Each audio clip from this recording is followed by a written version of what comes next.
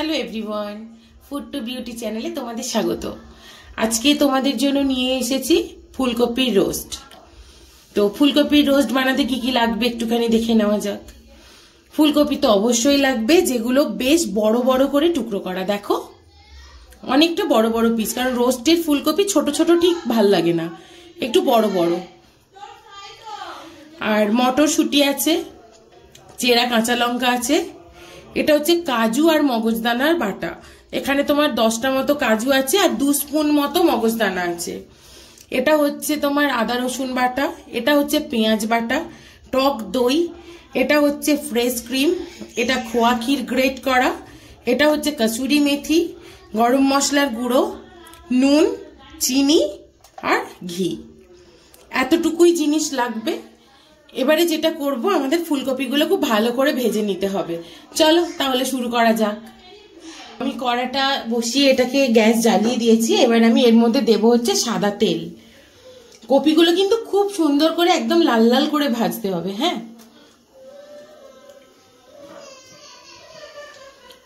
তেলটা খুব ভালো করে গরম হয়ে যাক, তারপর আমি বাকি ইনগ্রিডিয়েন্টস গুলো দিতে থাকবো। তেলটা তাহলে গরম হোক। চলো দেখো, তেলটা একদম সুন্দর করে গরম হয়ে গেছে। এবার আমি এর মধ্যে ফুলকপিগুলো দিয়ে দেব। ফুলকপি দিলে না বড্ড ফাটে, তাই দিয়ে তোমরা চাইলে একটুখানি ঢাকা দিয়ে দেবে, নরমও হয়ে যাবে আবার ফাটবেও কম গায়ে। এখন শীতের মৌসুমে প্রথম ফুলকপি তো বেশ ভালো লাগে খেতে, কয়েকদিন ধরে আর ভালো লাগবে না। একটু ঢাকা দিয়ে দিচ্ছি, তাহলে আর ফাটবে না। একটু ভাজা হোক, তারপর সব কটা কপি ভাজা হয়ে গেলে তোমাদের সঙ্গে আবার দেখছি। দেখো এখন এই কপিগুলো অলমোস্ট ভাজা হয়ে গেছে। এগুলো এবার আমি তুলে নেব, নিয়ে আর বাকি কপিটা আমি ভেজে নেব। এইগুলো আমার ভাজা হয়ে গেছে। কপিগুলো যেহেতু ঢাকা দিয়ে দিয়ে ভেজেছি না, তাই অনেকটা নরম হয়ে গেছে। এবার আমি বাকিগুলো আরো ভেজে নিয়ে তারপর আসছি। দেখো ফুলকপিগুলো একদম সব ভাজা হয়ে গেছে। আমি সব কটা ফুলকপি এরকম ভাবে ভেজে তুলে নিয়েছি। এবারে আমি কড়াইয়ের মধ্যে যেটুকু তেল আছে এর মধ্যে আরো একটু সাদা তেল আমি অ্যাড করব।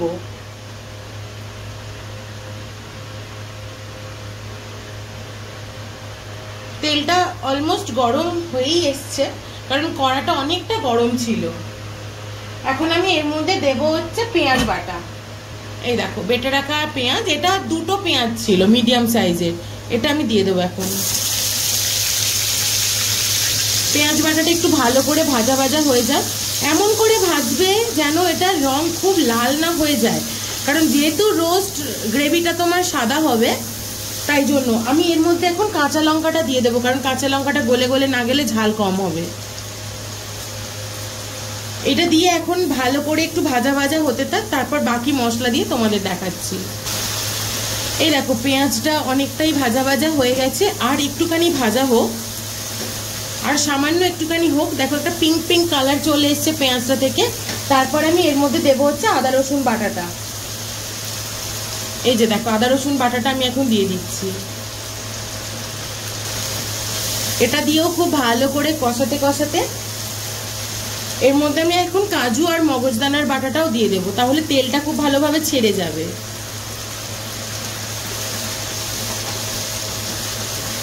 এটা দিয়ে একদম পুরো তেল ছাড়া অবধি আমি কষাবো।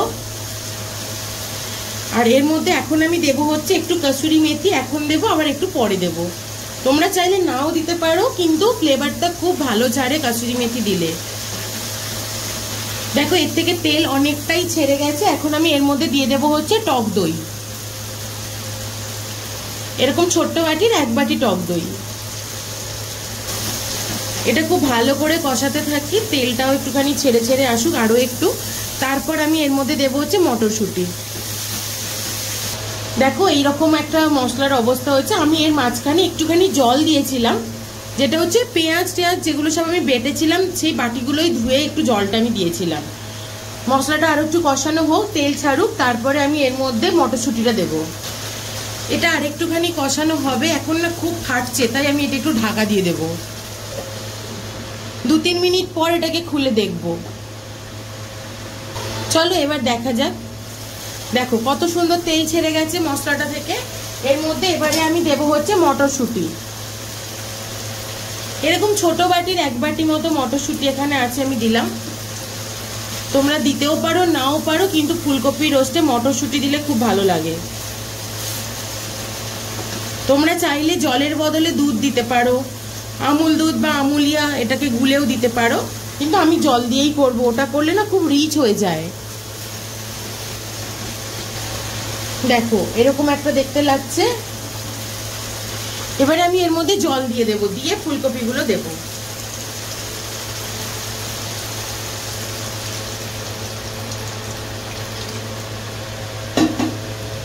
এবার জলটা একটু ভালো করে ফুটে যাক, গেলে আমি ফুলকপিগুলো এর মধ্যে দিয়ে দেব। তোমরা এখন জলের মধ্যে নুন মিষ্টিটা তোমাদের মতো একটু দিয়ে দাও, পরে এটা আবার অ্যাড করা যাবে। তো আমি একটুখানি নুন দিলাম আর একটুখানি চিনি দিচ্ছি, কারণ রোস্ট একটু মিষ্টি মিষ্টি না হলে ভালো লাগে না। এটা একটু ভালো করে ফুটুক, তারপর আমি এর মধ্যে কপিগুলো দিয়ে দেব। নুন মিষ্টিটা তোমরা তোমাদের মতো করে দিও। দেখো জলটা কত সুন্দর ফুটে গেছে, এখন আমি এর মধ্যে ফুলকপিগুলো দিয়ে দেব।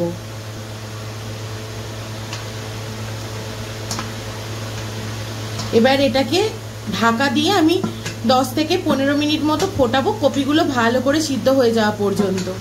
তারপর নামানোর আগে বাকি মশলাগুলো আমি এখন এর মধ্যে ভেজে রাখা তেল যেটুকু ছিল সেটাও দিয়ে দিলাম।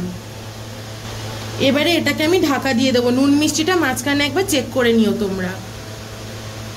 এটাই ঢাকা দিয়ে 10 থেকে 15 মিনিট লো হিটে এখন ফুটতে থাকবে। দেখো বেশ 10-15 মিনিট হয়ে গেছে। এবারে আমি ঢাকাটা খুলে দেখি।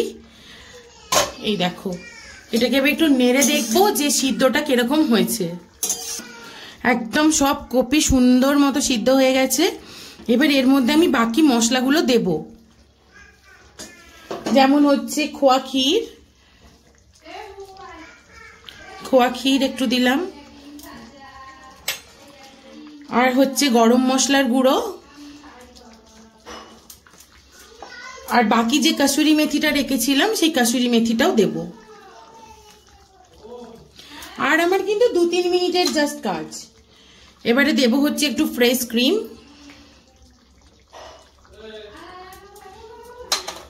আর দেব একটু ঘি। সমস্ত মশলা দেওয়া আমার হয়ে গেল, আর কিছু মশলা দেওয়ার নেই। এবারে এটা দিয়ে আমি খুব ভালো করে মিক্সড করব সবকিছু। খুব হালকা হাতে মিক্সড করবে, তলায় নেড়ে নেড়ে, কারণ না হলে কপিগুলো সব ভেঙে যাবে। কারণ এখন সব কপি পুরো একদম সিদ্ধ হয়ে গেছে। এবারে এটাকে ঢাকা দিয়ে আর 2-3 মিনিট ফোটালেই আমার ফুলকপির রোস্ট একদম তৈরি।